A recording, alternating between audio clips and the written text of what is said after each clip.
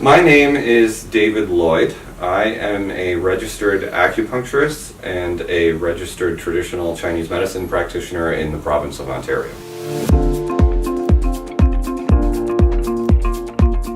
The core difference between the two ways of looking at treating the body, if you go and see somebody for traditional Chinese medicine, they say, oh, you have a headache?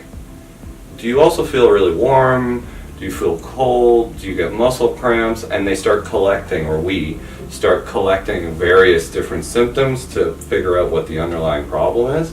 And you treat all those different symptoms at once. Instead of just taking one disease and treating it, or one symptom and treating it as a disease, you use a multitude of different clinical symptoms to figure out what the root problem is.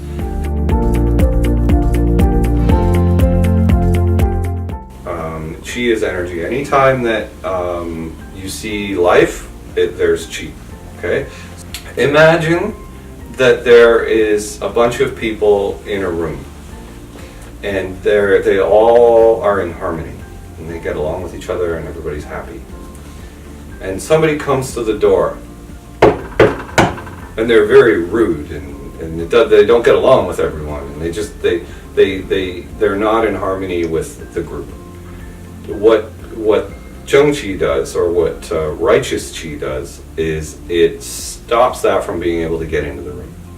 And it keeps everything in harmony in the room, and it stops the negative external pathogen, or however you want to describe it, it stops that from getting into the room. Qi is, when you look at the yin and yang symbol, or the Taiji symbol, Qi is the balance between yin and yang. So Qi creates yin and yang.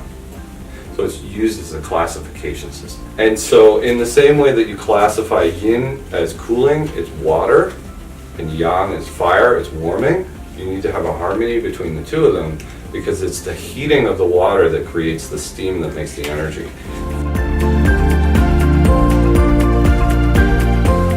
There's the theory, what's typically translated as the theory of 5 elements in traditional Chinese medicine, or wuxing, is a very, very important theory, especially when it comes to designing formulas. So the 5 elements, or the 5 phases in the environment, are how you create an optimally balanced formula. When you take the 5 elements, or the 5 phases, are water, wood, fire, earth, and metal. And when you combine all of them together, that's what creates the world that we live in. So Lingji as a herb is really important in traditional Chinese medicine. It's actually categorized as what loosely translates as superior medicine. There are very, very, very few herbs that get that categorization. And a long time ago, before they could cultivate it the way that they do today, it was actually reserved specifically for the emperor. So the polysaccharides and the different active ingredients that are nutritional, that are inside Lingji, will help increase your Qi.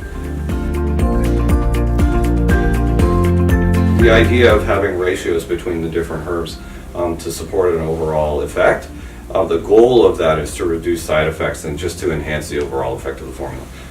Just using one herb alone generally isn't enough.